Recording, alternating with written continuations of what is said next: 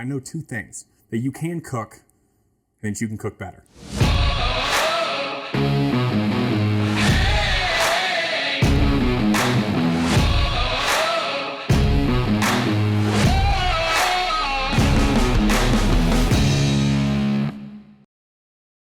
Hello, ladies and gentlemen, and welcome to Ingrediology. My name is Logan. Today, we're going to be making some churros and spiced chocolate. Now, if you're not familiar with churros, you're missing out, but hopefully we're going to fix this afternoon, especially if you're cooking along with us. But they are a deep-fried dough that's been dredged in cinnamon sugar, and we're going to serve it with some spiced chocolate. Ooh, the spiced chocolate has semi-sweet chocolate chips. It's got some cayenne pepper and chipotle powder for a little bit of kick there on the end. It's so good and relatively easy to make at home. I hope you guys have found it easy following our recipe and class guides on Ingrediology.org. If you want to make this again, you're watching the VOD, maybe you didn't catch us live, then just go to Ingrediology.org, seek out the class guides tab, or you can just click on the picture of the churros and spiced chocolate recipe on the homepage, and it'll take you over to a class guide where we have an equipment list set up, the recipes laid out. That recipe also functions as a shopping list with little check boxes next to it. It's really nice. It's fun, and I hope you get a lot of use out of it. In a small pot, add 1 cup of water, 4 ounces of butter, a half teaspoon of ground nutmeg, and 1 teaspoon of Morton's kosher salt. Turn your heat to medium-high and bring the water to a simmer. Once the butter is melted and the water is simmering, add all of your flour at once. What's going to happen is this will turn into a paste about the consistency of mashed potatoes.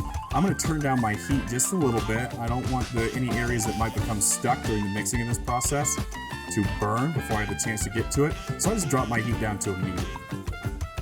Now continue to mix, guys, until you don't see any bits of flour remaining. It should be homogeneous. You see how there's a thin layer forming on the bottom of our pan?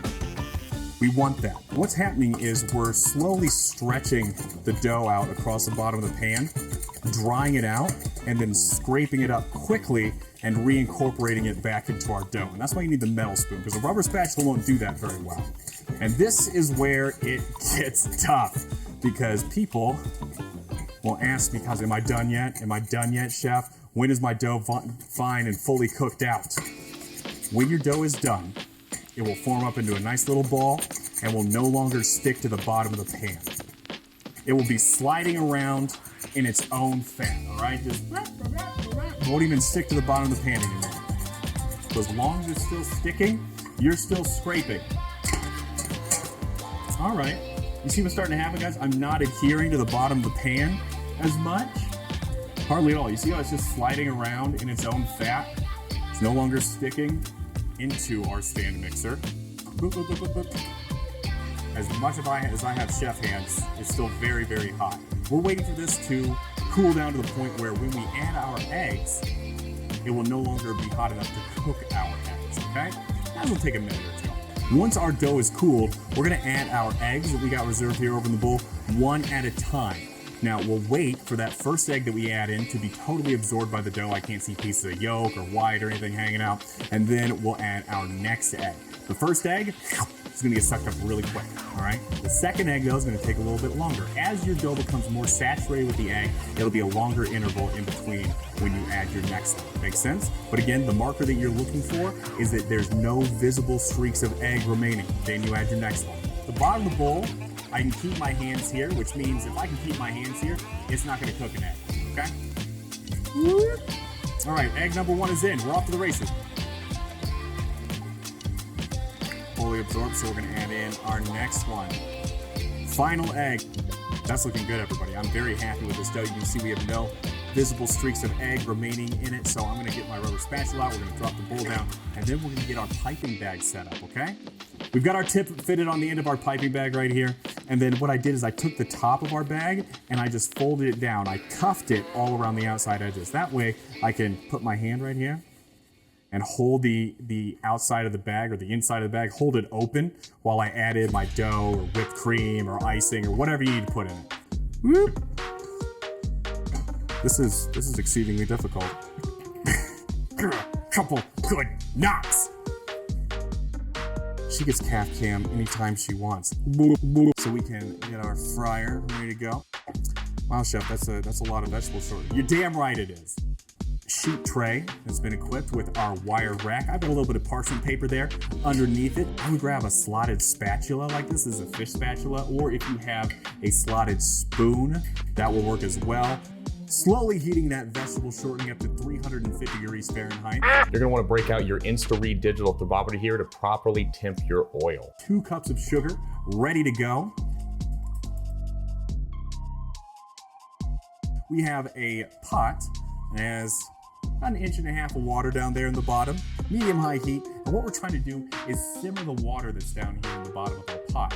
The steam that is released from that simmering action, as I said before, is going to caress the bottom of our bowl and heat up and melt our chocolate. This is a way to ensure that we do not burn our chocolate. If you were to just take the ingredients and put them all into a sauce pot, our milk, our butter, our semi-sweet chocolate chips, cayenne pepper, and chipotle powder, it's more than likely going to burn. You're going to overcook it. It's going to break. It's not going to be pretty. So a double boiler is the absolute best way to go about doing this. Butter, chocolate chips of milk, 1 teaspoon of chipotle pepper powder, half a teaspoon of cayenne pepper. I just need it hot enough to maintain a simmer.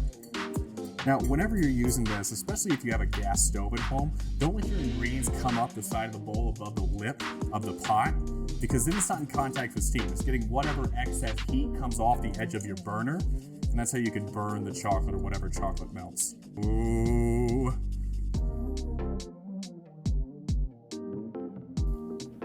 Let's go ahead and portion the chocolate into the bowls you intend to serve them in, and then we're gonna get ready to fry.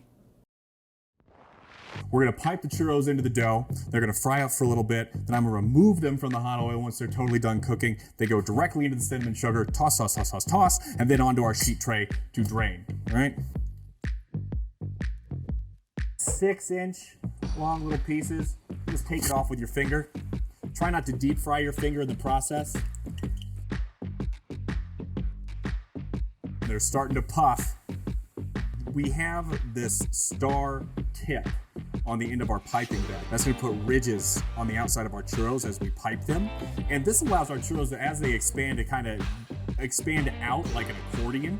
Whereas if you just use a ring piping tip, just a circular piping tip with no teeth on the side, then as that pressure builds from the expanding pate choux dough and the hot oil, it's going to find the weakest point on the sidewall of your churro, and it's going to, it like squeezes out wherever it can. All right, so you got to give this thing a little bit of room to breathe and to crack and accordion it out like this. Let's give these a flip. I'm starting to get a little bit of splittage here. That's all right. That's to be expected. It's very tough to flip churros while holding a camera in the other hand. I mean, anything dredged in cinnamon sugar, you can't go wrong with, right? Oh, beautiful, golden brown, delicious fried churros. And here's where that spatula comes into play. All right, 1, 2, 1, 2. And then back out. Whoop. With our cinnamon sugar. You know you want it.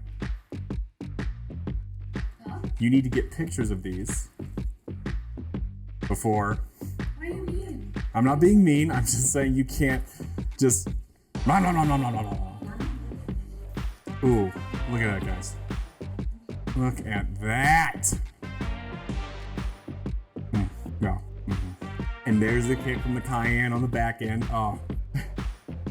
Hi, boy. What are you doing? You pretty dazed out? Hey. Hi. Hey. Up here. Hi. Thank you, buddy. So everybody, what's the verdict? Hate it? Pretty awful? Pretty terrible? Exclamation point Ko-Fi in chat. That's where you will be able to support Ingrediology from here on. After we leave our Twitch affiliate agreement, that's going to be happening here in the next couple of weeks whenever we get that settled up with Twitch. I appreciate you, and we'll see you next time. Okay? Bye-bye.